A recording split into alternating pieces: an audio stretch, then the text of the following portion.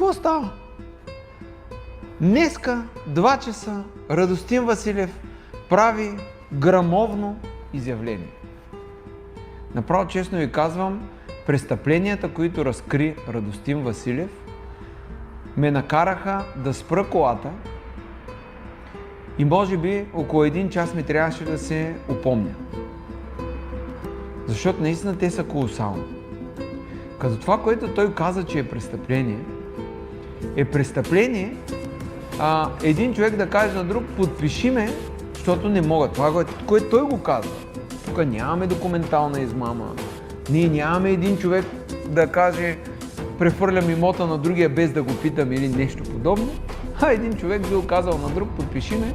Това е неговото обвинение, в което аз не виждам никакво престъпление. В същия момент обаче се очудвам. Понеже Радостин Василев, знаем, че той е голям борец против корупцията. Той ще ги бие, ще ги вкарва в ареста. Аз затова казвам, че той е човек леко има някакво психическо разстройство, според мен.